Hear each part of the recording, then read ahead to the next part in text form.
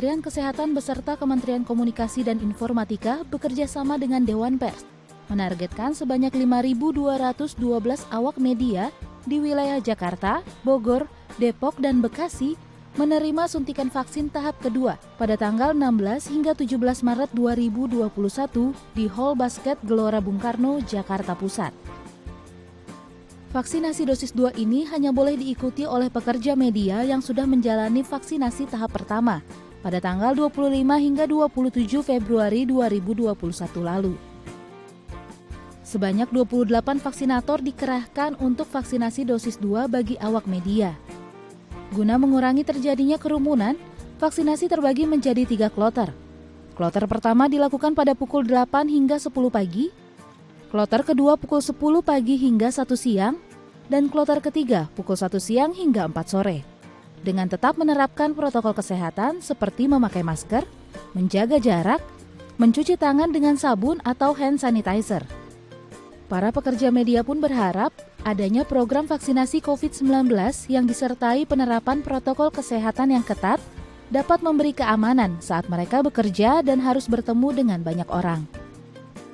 Banyak nih juga berita-berita luar negeri terutama ya yang ngasih lihat gitu bahwa setelah orang diberi vaksinasi, terutama lansia yang seluruh dunia udah jalan duluan nih. Itu kan memang terbukti mereka berkurang ya jumlah orang yang sakit juga. Bahkan jumlah orang yang harus dirawat gitu, artinya kan daya tahan tubuhnya lebih kuat.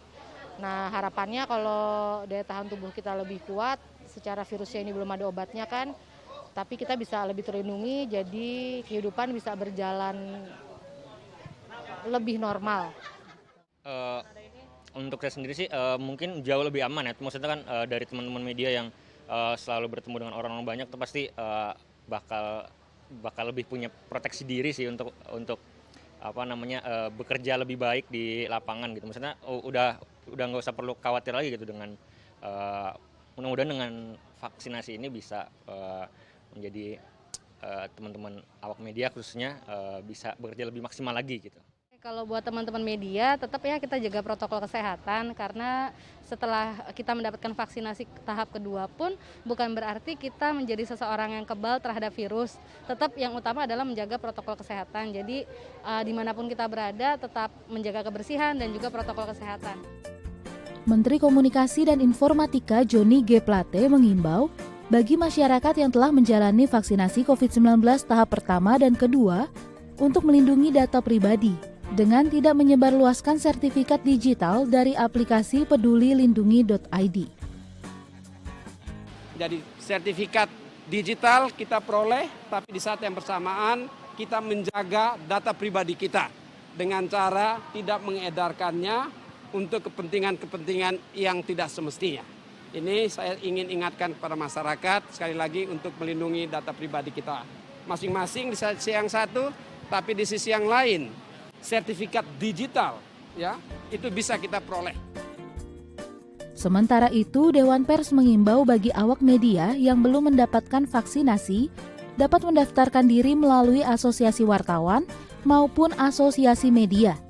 Karena wartawan termasuk dalam kategori profesi pelayanan publik yang saat ini sedang dalam tahap vaksinasi. Pelaksanaan vaksinasi untuk pekerja media masih terus dilakukan secara bertahap, menyesuaikan ketersediaan vaksin dan kebutuhan kelompok penerima vaksin lainnya. Pak Kemenkes tetap akan membantu teman-teman wartawan yang belum vaksinasi, tapi kita koordinir dengan baik dan tentu saja jangan sampai vaksinasi untuk wartawan itu mengganggu vaksinasi untuk manula dan lain-lain. Jadi kita akan bantu, tapi kita juga akan tetap mempertimbangkan kelompok-kelompok prioritas yang lain. Jadi mohon sabar, tapi pendataan bisa kita mulai. Novi Permatasari, Fajar Agistino, DAI TV.